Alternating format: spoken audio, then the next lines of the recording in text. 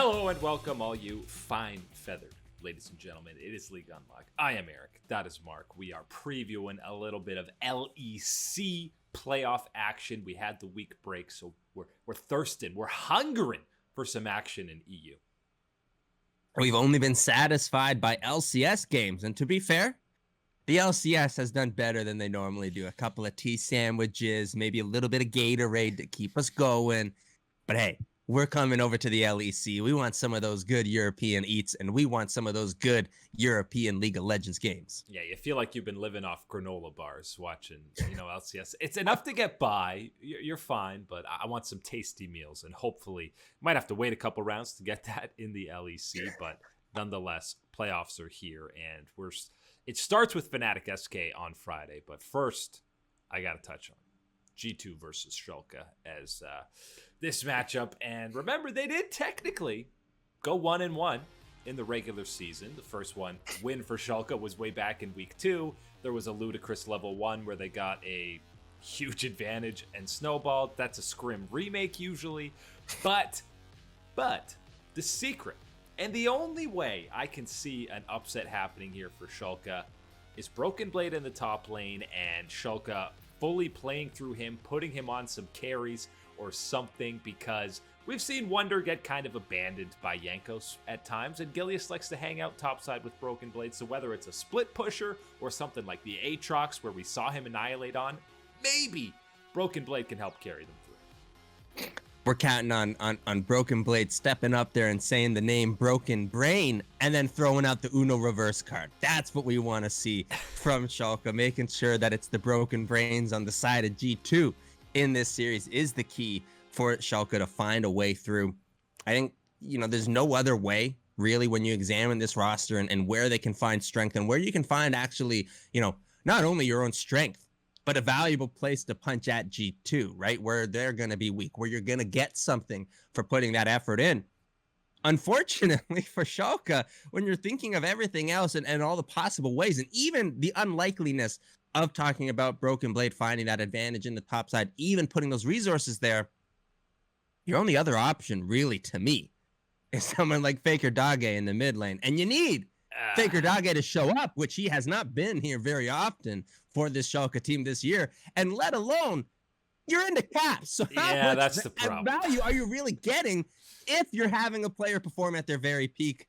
It is looking like a doomed task for Schalke, even considering the best possible foot that they could put forward. Yeah, and if Caps can survive and even outperform actual Faker in best ofs, I'm sorry, Faker Dage. I mean, I can't give you that edge. But the top lane, you saw both of those guys have played 12 different champions in 18 games. So I fully expect there at least to be some kind of spicy pick, whether it's Wonder borderline trolling with a support pick or, Broken Blade bringing out a Fiora, a Riven, something like that. I want some spicy picks in the top lane. But even if you're giving maybe a slight hope, a ray of hope and light for Schalke in the top side of the map, I'm talking 10% chance they have to win the series. 5, 10. That's all I'm giving. And it feels bad because, over the last majority of the split, really, personally, I've been very critical of the bot lane for Schalke. I think a lot of their issues and a lot of their slide was coming from those performances not being up to the level that it needed to be. That said, yes, in the last week, 2 weeks, it absolutely turned around, and it was the bot lane's performances being a big part of that, specifically Limit in the support role, I thought absolutely stepped up. And when you're asking him to do that in this next matchup, and you're talking about where you're seeing the light for Schalke, what's as dark as Mordor down here in the bottom lane, my man, because Reckless and Mickey are here, and they're saying, you're not getting anything. Yeah, remember the last time these guys played, it was the Scion Senna bot lane where Mickey and Reckless were absolutely styling on them. So yeah, in that regards, if it's Mordor, the Eye of Sauron is probably Jankos. Just seeing them go halfway through the lane and then he's immediately booking it down bot. His spears are as erratic sometimes as eyes. You never know when those laser beams are coming. But I will say, if you're looking for an upset against G2, it's got to happen in the first round of playoffs. We've seen them lose to Mad Lions where they go to losers bracket, because if G2 ever slumps into that losers bracket, that's when, okay, they get serious. They're fully engaged now. Let's get real. I feel like they don't even get there sometimes because they have that luxury of potentially losing a series. So if there's a chance for a tiny upset, or a huge upset, it's like round 1 of the playoffs. It is going to be more possible, obviously, in round 1. I like what you're saying in that regard. But still, one of the things that I think we haven't talked about and is an interesting wrinkle to this playoffs, LEC players, the teams, they're going back into the studio. We're back in the in-person LAN environment. Absolutely been a while since we've been there for any of the Western regions. Good to see that they're making this type of step, and good to see we're doing it safely for the LEC broadcast. But specifically talking about a team like G2, hey, no more internet issues, Mr. Ocelot. There it is. We're in the studio. It's all go time for G2 versus Schalke. At least if it's internet problems, everyone will be suffering from it because it's in the actual Riot broadcast booth. But either way, obviously G2 are going to be the biggest favorites of the weekend when you're talking about this match. Second, third matches in the LEC. Rogue versus Mad is the other top of the bracket that you want to talk about. And this is probably the closest. Well, Fnatic SK is a pretty close series, to be honest. But this one's much closer than the G2 Schalke series. Rogue's still favorites, and they should still be favorites. What I really want to iterate with this series, and you go even back to summer, these guys kind of have a decent rivalry going. You had Worlds Births on the line when they last met up in playoffs. But this is the run, this is the season where I want to see Larssen make a statement. And you really want to vie for caps as best mid laner in EU. I need not just a solid playoff performance from Larssen. This whole run in spring, I need dominance from him. And it starts in a key matchup against Humanoid.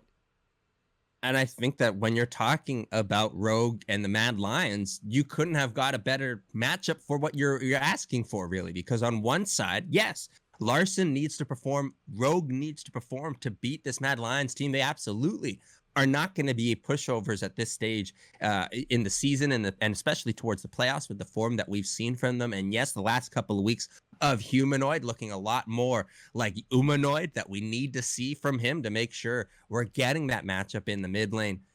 But I love that idea that you bring up of Larssen needing to step up, needing to deliver a caps level type performance, put that flag in the ground and say, absolutely, I'm the guy that you need to be considering in that conversation. I deserve to be, to even have that type of conversation for who is the very best. Putting up a strong playoff performance is absolutely the way you build yourself to that conversation. And what level the Mad Lions and Humanoid are at absolutely provides the platform needed for that. I will say it's a double-edged sword, though, because, of course, as much as is that opportunity for you to step up to have that conversation, the flip side of that sword, my man, it can sting and it can hurt you. And that is the Mad Lions taking the series because they absolutely have the firepower to do so and have the firepower to not only put Rogue down, but to make themselves seem like a much better opponent as we get further in these playoffs. Yeah, and I think now, because Larssen has done so well in multiple regular seasons in a row now, that he's at that status where you have high expectations for him. If you're going to give him all this praise as one of the best mid laners in EU. And deserved expectations. Absolutely. Now the expectations, they're getting higher. We want to see you compete against Caps, not get stomped in that matchup. And we want to see you do the stomping to other mid laners below you. And Humanoid is the best test for him, I think, outside of Caps, who's also, Humanoid's another fantastic laner. So big test for Larssen. You talk about firepower. And if you go to the bot lane in this series, we have seen Kaiser and Karzi more so this split than any other. They're crazy, man. They're taking some of these 2v2s. We even saw it in one of the previous matchups against Rogue. They're diving under turrets at level 2 or 3, and more often than not, it doesn't end well for them. It hasn't. It's been a split of limit testing, is the way I want to put it for Karzi and Kaiser, because they found their limit. Sometimes they find it, and sometimes you absolutely get punished for trying to push yourself too far from that limit in certain plays.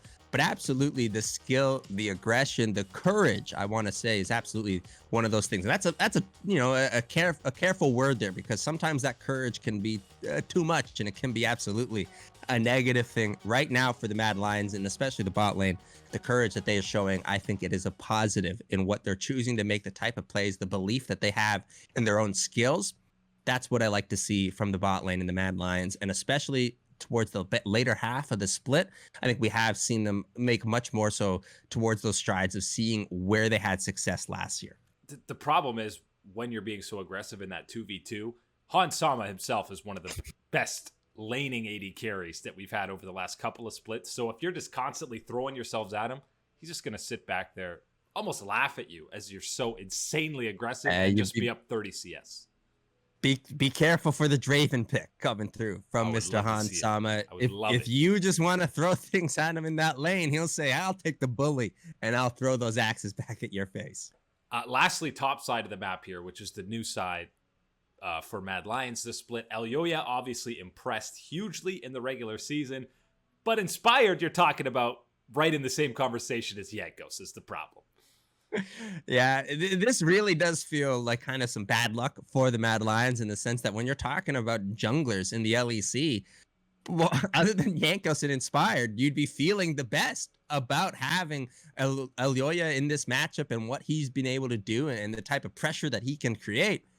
As you said, though, on the flip side, it is Inspired. And if there's anybody that has been able to match that level of play, he's been the guy this split.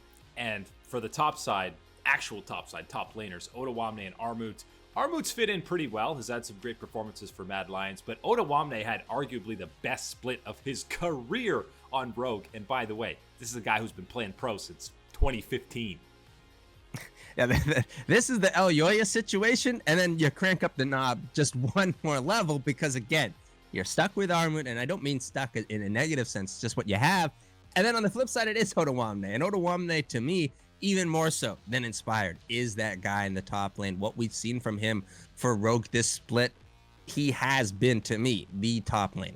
So I don't see the upset, and it's a small upset. You know, I'm going to say it's maybe 60-40, 65-35 in favor of Rogue, but I think they show up, at least in this round, and take it in somewhat dominant fashion, 3-1.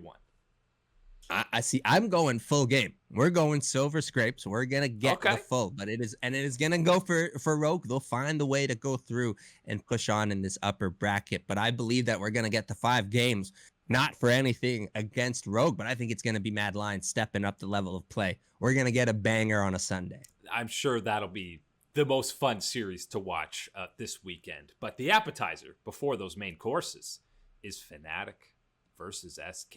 And remember, guys, these guys don't have the luxury. You lose this, you're out. There's no loser bracket for you. You're starting in the loser bracket. And these guys combined 8 losses in a row coming into this series. That doesn't scream great momentum coming into playoffs for either of them.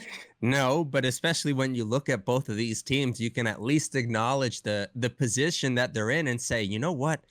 Both of these orgs, yeah, you'd maybe like to see them in a playoff situation where they have that ability to make a mistake, to suffer a series loss, bounce back and learn from it. That ain't it, my man. It is do or die, which brings a whole nother level of excitement and pressure to this series and to this matchup. Fnatic, they're healthy. COVID, everything behind them. They are all locked in and ready for this matchup. And boy, as the fans, we should be too. Yeah, I mean, this is the most interesting stat for me is the deaths per game for both of these squads, because Fnatic has 17.1 deaths a game, which is the highest in the entire league, more than Astralis, more than Vitality, because Fnatic has Hylissang, Bwipo, and Selfmade, and they will fight nonstop regardless of the gold situation. SK has the second least deaths with 12 a game. And that to me just screams they play a lot safer than Fnatic. So when you go into a best of series, if I'm SK, are you drafting disengage comps to just back up when Fnatic is throwing themselves wildly at the wall? Or do you go full engage as well and just smash heads for the entire series? I think to some degree, you're going to be forced to be more aggressive. I think that just is the nature of having to play against someone that wants to fight as often as Fnatic will. We've seen this in many other situations, but usually it's Europe on the other side of it, and it's been the Fongvu Buffalo that have said, hey, we want to fight. You're going to fight us here. This is how it's going to go. Channeling a bit of that is what we've seen from Fnatic, obviously, to maybe the unfortunate extremes of that end G2 up fighting. learned from Fongvu Buffalo and brought that knowledge back to EU. So thank you again, Mr. Buffalo. but they've kept that technology, that secret to themselves. And it's been Fnatic struggling to find the right mixture to get there. What I will say about this matchup, this series, and where my attention is, individually, I'm putting pressure on Bwipo. This has been an up and down rough split for him and the Fnatic faithful especially. And what I want to see from him and why I'm singling it out, you're going up against Gen X, my man. And Gen X has been pretty solid to good this split for SK. And considering who you are, what you've accomplished in your career, to look at this opportunity to say that you shouldn't be smashing this, I'm not buying it. It needs to be an absolute crush in the top lane for Fnatic. And the big positive for Fnatic that they can take into this series is, for Bwipo in particular, one of the games they won in the regular season was the Riven game for Bwipo. So SK is having nightmares of Bwipo's Riven completely styling on them. And that's, I mean, if he's willing to take picks like that, and listen, we've seen the Rengar top, we've seen Singe top, Pantheon top out of this guy. You think he's not going to pick something like that in their first series? Of course he will. Yeah, the absolute preparation in draft is something I don't know if you even can be fully prepared for what Yamato Cannon and the crew are going to be bringing out from Fnatic. I expect something spicy in any of the roles to be picked from them. But also, I do want to clarify, when I am talking about finding Bwipo and individual success, how does that happen a lot of the times for Fnatic?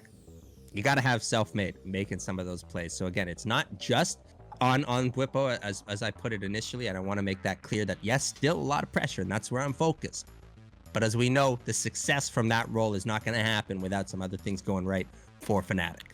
The big reason I'm still leaning towards Fnatic is obviously the big experience factor, and if you are going back on stage, the first time you're going to be on stage as a team for SK, this iteration and this iteration of Fnatic, it's in playoffs. Jezu, Blue, Tinks, they've played in LAN events and on stage before, but never in the LEC. So to just immediately be dropped in against one of the most historic organizations in the history of EU, I feel like that might have a little bit of extra pressure.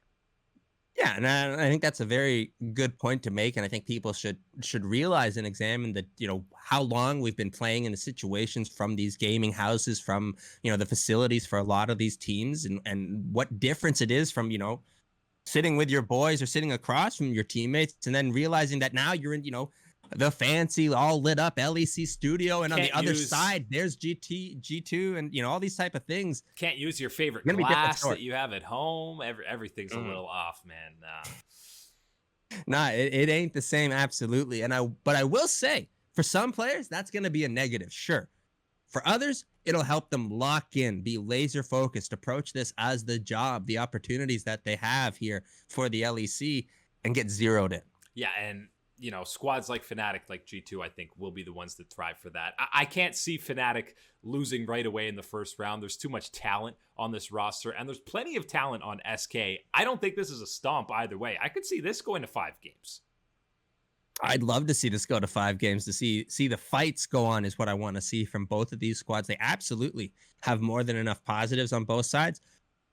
I'm gonna take the risk. I'm gonna say we're gonna get a 3-1, and it's gonna be for SK. I think SK steps it up on the day they turn around their fortunes, and I'm putting the big money on my boy Treats. He's gonna be the big Alistar down there in the bottom lane. That's gonna be the big mistake for Fnatic, letting that Alistar through for my boy Treats. Yeah, the 2 times these guys played, by the way, Hylissang played Rel and Treats played Alistar in both games. So support champion pool going to be a huge one in this series, but both of them need to be playing better if they want to compete with the top 4 in the LEC. Final week in the LCK and the LPL. We got some games and playoff pictures to wrap up. LNG clinched their playoff spot in the LPL, which means we have the 10 teams. We still got some seeding to figure out. IG also played their regular season finale against LGD in the most IG way absolutely possible. Game 1, you had 54 kills in 32 minutes. Mark, that's just the LPL. That's all it is. That's LPL economics, my man. Putting those kills up on the board, getting those stats going. And you know what? Game 1, for being like that, didn't really matter, because game 2 was a stomp for IG as well. You had the Shy making sure to stop by the red buff and say, excuse me, is this one of my teammates hitting the red buff? Lucian, please give me this. Hey, what's going on? This is mine. And he says, thank you very much. You shit. Collects the red buff and moves back into dominating. It was a fun day on the IG side. Not too many of those in this split. Certainly pure fun days. This was all pure fun for IG and pure fun heading towards the playoffs. All we can say is the other shoes gonna drop. We're getting the other side of the Shy in playoffs. There's no way this continues. It was too iconic and vintage of the Shy performance to have it carry over into playoffs. It was too good. It was too good. Looking like they're gonna match up against Suning in the first round, and you ain't manhandling Bin in the top lane. I'll tell you that much. The Shy, that's not gonna happen. Playoff implications: the LCK. You had KT versus Nongshim, and this was actually huge standing wise. KT gets it done in 3 games, and now they're sitting in that final playoff spot at 6-11. By the way, guys, are the records for the 6th playoff team in the LCK. Getting into LCS territory. But the problem is them and Nongshim both tied 6-11. They each have 1 game left this week. For KT, you get Damwon. For Nongshim, you get Freddie Brion. So unless the bros can step up, or Damwon decides to troll because they've locked up first place and they want to see KT make it. I don't know. And also, it depends on what side the bros want, right? Do the bros want to help KT, or are the bros in favor of Nongshim, helping out the Noodle Bros out and getting them into playoffs, making sure it goes on? You got to give them your best offer for either squad. Hey, we're going to see how this plays out in the LCK. You're right. Feels good to see KT make this win, make it interesting. And then you realize the schedule and you go, yeah, but it's all for like a 99% for not type of situation, given the Damwon matchup. And I just want to, because Doran had a pretty great series, I just want to highlight, and someone mentioned this in one of the post-game threads, and I was like, yeah, very true. It's like, best player for KT this split, Doran. Best player for DRX, far and away, Peyosik. Best player for T1 has been Kyria. Obviously, best players on Hanwha, Chovy and Deft. Imagine those guys on the same team. What happened? Oh, no. Yeah, just couldn't put it together a year earlier, my man. It feels bad. It's great to see them all excelling on their individual roles. And by the way, quick shout out to Deft. Hanwha Life also 2-0 today. Deft got another win on Jinx. Mark, he is 40-3 all time on the champion. That is a over 90% win rate. That is one of the craziest stats in the history of the pro scene. We're going to have to do a top 10, top 20 at some point, talking about players and their signature champion and, where you rank that player and champion kind of in those lists. Deft and Jinx, that's going to be a top 5 pairing. I promise you that one, given what he's done. It is always a real treat to get him to bring out this champion, and especially because you know how much he enjoys playing this champion. So not only is it fun to just watch in the mechanical sense and what he's able to do, always makes you feel good to know that the player that you're watching is having a blast playing one of the champions they love. And if there's one way to get Deft back into a groove for playing, just throw him on Jinx. Very comfortable with that. Getting him hyper, my man. Getting him hyper. That's how you do it. I want to see hypered up Deft when playoffs do roll around for Hanwha, who clinched at least number 3 for the playoffs. Even if T1 wins the head-to-head, they can't jump over them. That is it today for League Unlock. Eric and Mark here with you guys. Thank you for hanging out with us as always, and we will catch you on the flippity flip.